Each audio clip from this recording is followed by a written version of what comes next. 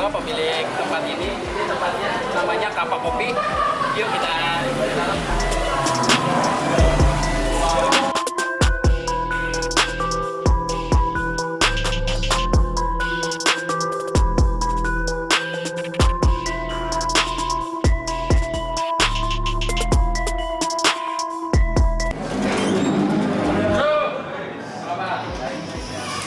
Nih teman gue, sebentar lagi kita akan ngobrol sama dia sebagai pemilik Kappa Kopi ini. Nggak sama. Join.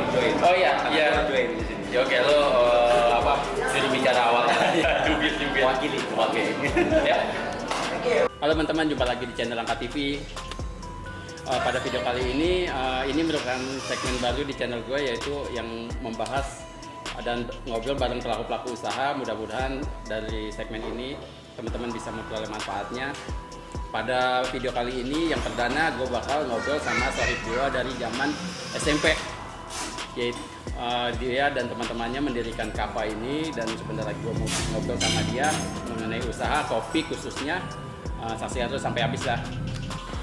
Untuk video perdana kali ini gue bakal ngobrol sama teman gue dari zaman tahun akhir 90 ya Dek? Ya 90-an.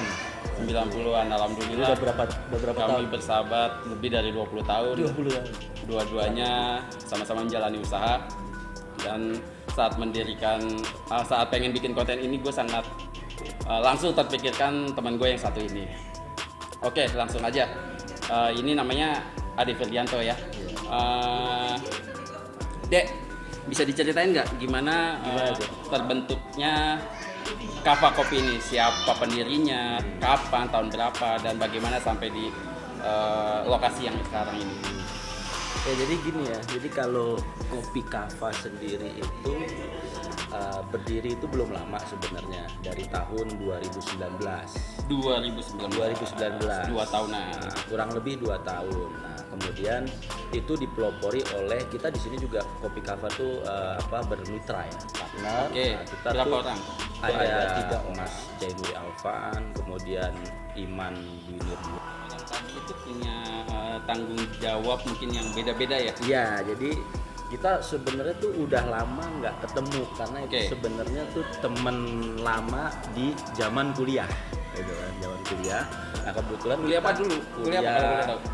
Jurusan teknik mesin di Universitas Mercubuana ya, Jakarta. Teman-teman, kuliah di teknik mesin, bikin usaha kopi. Jadi satu yang bisa kita pelajarin, usaha nggak harus sejalan dengan disiplin ilmu ya. Tapi pada akhirnya sih ada ya, misalnya mesin apakah gitu kan ya. Seperti itu. Oke, lanjutnya deh. Nah kemudian dari situ diawali oleh Mas Jainuri Alfan, itu bikin kopi Kappa di Rawabuaya, Cengkareng. Itu yang pertama. Itu yang pertama. Nah kemudian kita ngobrol-ngobrol, diskusi. Nah sampai akhirnya karena kita backgroundnya adalah teknik mesin, jadi teman-teman punya background yang cukup kuat lah di bidang teknis. Nah dari awal ngopi bareng-bareng itu sampai tercetus untuk bikin mesin roasting sendiri gitu loh. Jadi mesin roastingnya bikin sendiri mesin roastingnya. Wah gokil gitu. sih. Nah kemudian inovasi banget. Kemudian kita akan soft launching sih sebenarnya untuk mesin kopi roasting itu. Nah sembari kita selalu ngembangin bisnisnya. Jadi saat ini ya alhamdulillah itu kita sudah ada cabang yang kedua, yaitu cabang kedua kopi Kappa cabang 2 di Raden Patah di Ciledug, Tangerang gitu ya. Teman-teman yang di Ciledug, nanti nih di bawah ada alamatnya, bisa main-main ke sini ya. Gitu. Ini jadi yang kedua nih, Dek. Ini cabang yang kedua. Dek, kalau boleh nanya, emang pasti nanya-nanya lah, namanya juga podcast. Gak apa-apa. Banyak itu teman-teman tadi kalau nggak salah punya kesibukan di luar Kappa ya. Ya, jadi mau ada ya? Ada. Jadi gini, kita tuh di sini backgroundnya tuh beda-beda. Kayak mungkin kayak gue sendiri, ya gue masih saat ini juga aktif mengajar di Mercubuana gitu kan. Nah kemudian Mas Jen sendiri juga di high risk building ya, jadi di developer. Nah terus teman-teman satu lagi yang Mas Iman, ya ini juga dulu dari teknik mesin sehingga ya di bidang properti gitu loh. Jadi teknik mesin sendiri juga luas lah gitu. Sampai akhirnya kita sampai nyemplung juga ya sekarang lagi menjamur gitu kan, usaha kedai kopi. Oke deh, dari tadi kan punya kesibukan semua di luar ya, terus pengen memutuskan usaha mungkin waktu saat memulai itu kan dari pilihan puluhan atau ratusan jenis usaha atau bidang usaha ya. Kenapa akhirnya tercetus atau terpilih kopi? Bisa diceritain nggak? Bisa. Jadi ya itu dia. Jadi kenapa sih harus kopi gitu ya? Nah, jadi sebenarnya kalau kita ngelihat itu di luar negeri ya, entah di Eropa atau di Amerika, kemudian di ya luar negeri yang lain gitu ya, itu tuh mereka itu ngopi itu memang udah habit kan, satu habit. Dan mereka aktivitas yang sebelum ke kantor pasti dia singgah ke kedai kopi gitu ya. Dia ngopi di pagi. Nah sedangkan di Indonesia ini ngopi itu nggak harus dikasih waktu. Itu mau kapanpun ngopi ya bisa-bisa aja gitu kan, terserah. Lebih panjang ya waktu ngopinya di Indonesia waktu ngopinya di Indonesia gitu loh. Nah sedangkan market di Indonesia artinya baru mungkin sekitar 15-20% gitu loh untuk yang habit untuk ngopi itu gitu. Nah sedangkan di luar itu udah sampai 60%. Nah kita lihat market itu sebenarnya, itu yang pertama. Terus yang kedua adalah kita juga itu kan sumber daya alam Indonesia salah satunya, asal kopinya. Dan dari Indonesia itu dari Sabang sampai Merauke itu kan ribuan bahkan jutaan jenis kopi. Ada Arabica, ada Robusta, kemudian belum lagi macam-macamnya. Dan itu sebenarnya kopi-kopi Indonesia itu ya memang maksudnya nggak kalah juga dengan yang di luar gitu loh, karena beberapa yang di pasar luar negeri juga base-nya itu green bean-nya mungkin dari Indonesia gitu loh, cuman tinggal grade-nya aja gitu. Nah itu ya kembali lagi ke sumber sourcing, jadi bahan baku atau sumber daya alam yang kita miliki gitu. Kenapa enggak? Gitu. Kalau boleh disimpulkan dari tren habit ngopi pertama, kedua mempertimbangkan asal kopi potensi Indonesia tuh gokil banget ya. Iya. Banyak mungkin coffee shop ternama yang asal luar tuh Indonesia. Kenapa enggak bikin aja biar itu kopi Indonesia lebih banyak peminatnya gitu, banyak peminat. Dek, dalam menjalani usaha apalagi misalnya baru mulai ya, apalagi lo dan teman-teman yang notabene punya kerjaan utama waktu itu ya.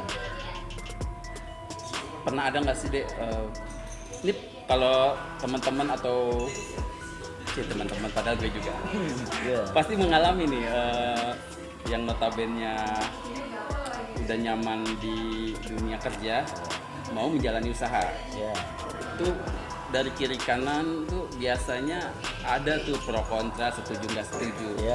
Ngalamin nggak sih lo dan teman-teman Dek? Kalau ngalamin tuh gimana tuh Dek rasanya, dan terus akhirnya apa yang lo lakukan tuh untuk meyakinkan orang sekitar? Ya artinya gini, memang kalau kita mau melangkah ke usaha mandiri itu memang nggak gampang ya. Jadi yang pertama kita juga harus punya kesiapan mental. Jadi dari pribadi kita sendiri itu satu mental, ya kemudian knowledge ya, ilmu pengetahuan juga gitu ya.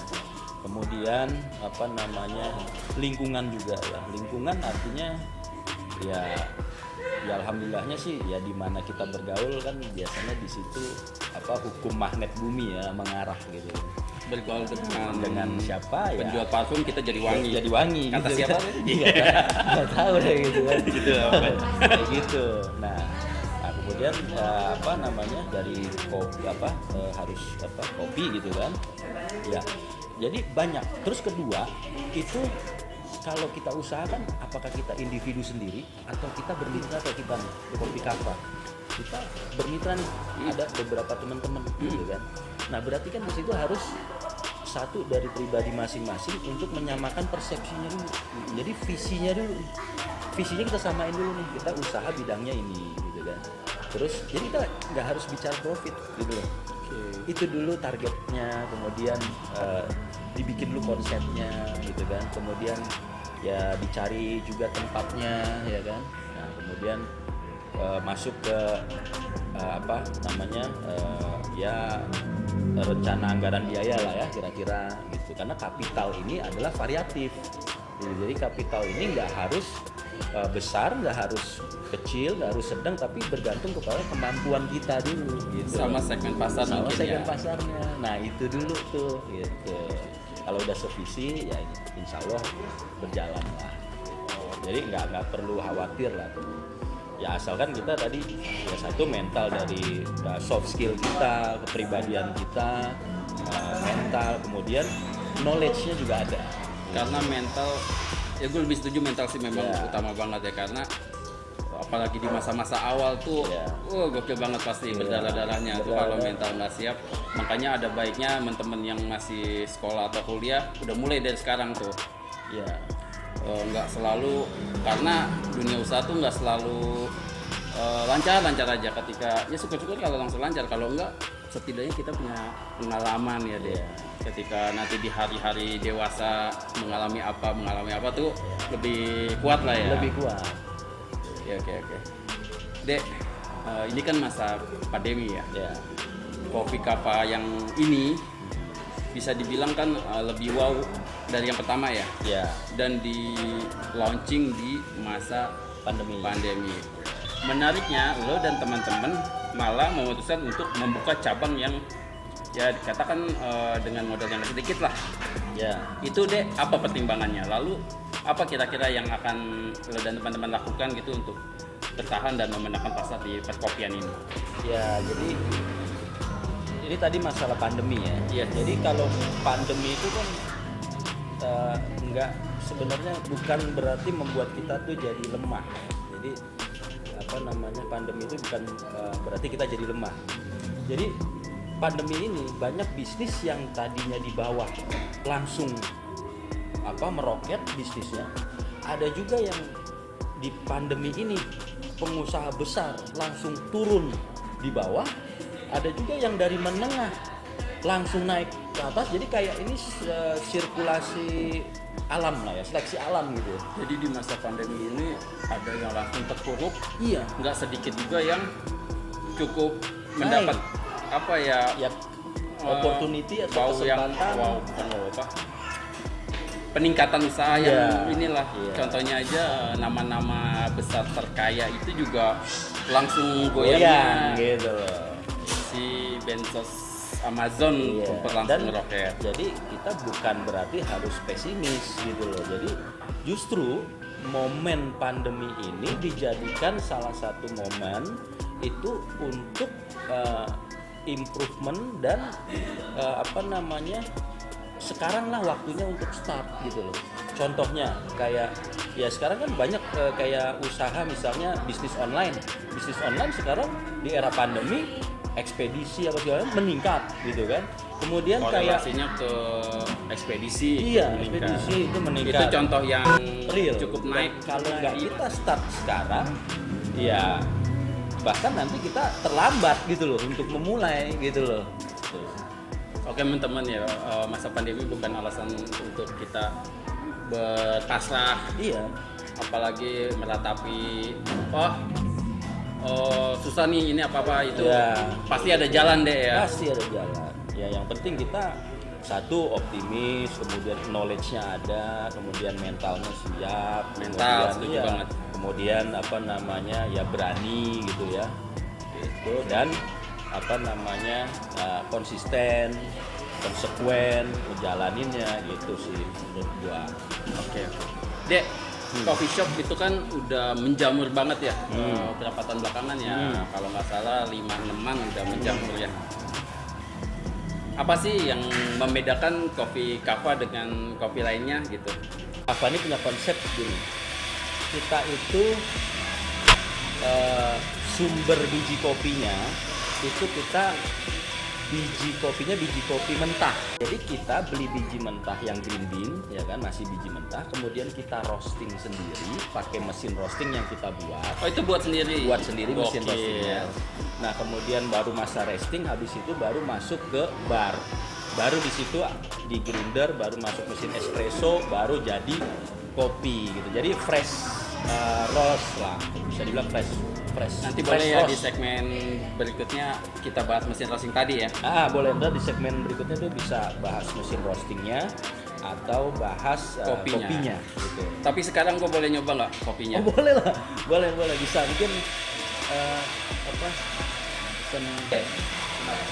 Coba deh, gue kopi panas aja deh. Nah mungkin mau coba V60 atau tubruk. Nah kalau orang Indonesia sih biasanya tubruk gitu. Gue pernah dengar tubruk tuh dari tubru. Nah, Dari zaman sejarah dengar dari Belanda tubru jadinya tubruk. Gokil ya perubahan bahasanya. tubruk atau Vietnam drip juga boleh. Di sini nih V60-nya macem-macem nih. Kalau nggak salah ada Oh, single origin ya? bukan jenis kopinya gitu. Maksudnya Kopi ada, palsu asli. Bukan. Oh, kira. Maksudnya kayak di sini tuh kayak ada orange bourbon. Wah, gitu. gila berat banget. Tolong dong rekomendasi. Malabar gitu. Oh, daerahnya kan? Iya, jadi kopinya tuh apa? Ada yang dari Sumedang nggak? Sumedang tahu itu ada. Tahu Sumedang. Tahu Sumedang ada. Ya udah deh, Malabar deh. Oke, Malabar atau yang lain ya, pokoknya yang jenis Hot. jenis hot V60 ya. Sampai kita jangan takut